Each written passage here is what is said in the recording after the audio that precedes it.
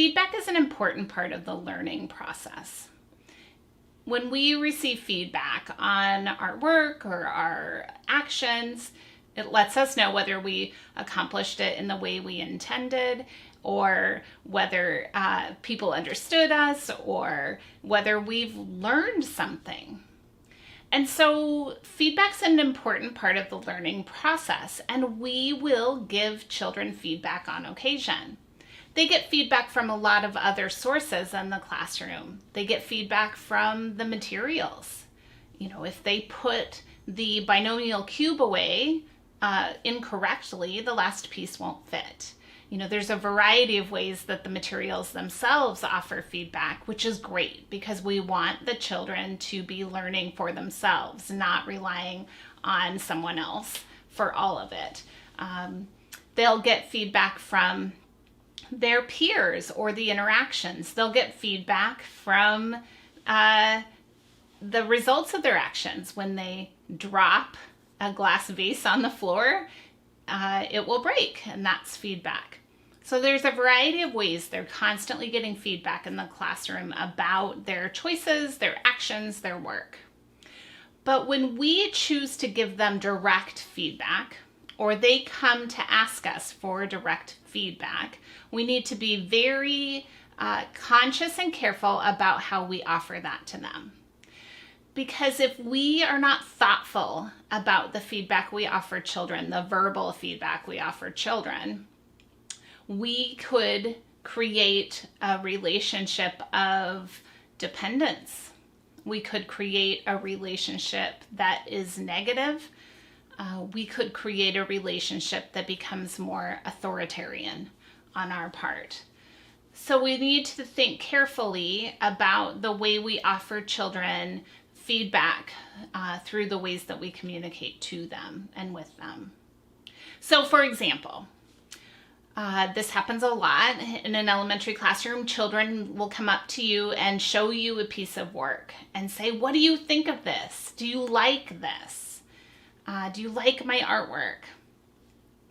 And we have to be prepared to answer those kinds of questions, because if we give a sort of vaguely encouraging response, it could be problematic. For example, if we say, "Oh, that's beautiful," or "What nice work you did, good job," those types of feedback are really problematic for a variety of reasons. First off, they're non-specific.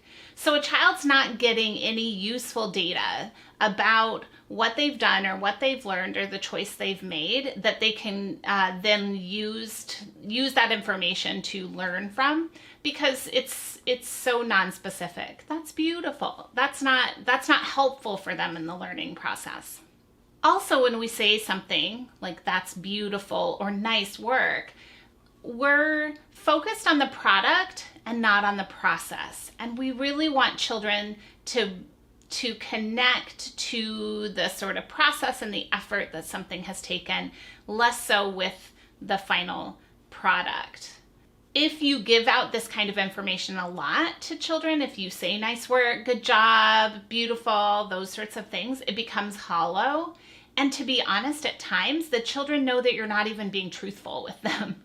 They'll know, like, well, this isn't my best work, so why is my teacher giving me such a positive response, right? We want to be always honest with the children, and that means being conscious about how we offer feedback.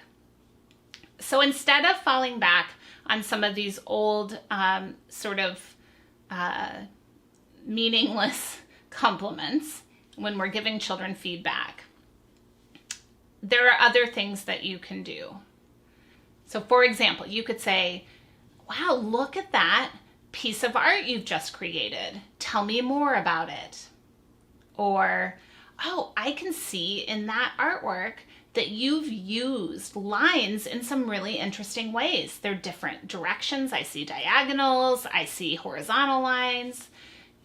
Okay, so that's specific. Not just, "Hey, it's beautiful," but specific about that piece of art.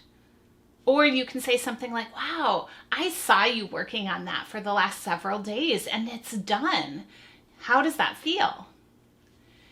We can indicate a warm, pleasant feeling toward the children. We can indicate our love and respect for them without specifically praising them in a meaningless way.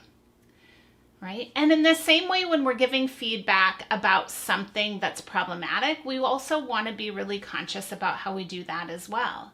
So if there's a behavior that's a problem, we're not going to say, you're a terrible child, you're terrible for doing that. We're going to say, hey, we don't do that in the classroom, or I'm noticing that you're having some difficulty with this issue. We're going to talk more on how to give that kind of feedback, but we also want to be sure that it's honest and that we're not assigning value to a child based on their behavior.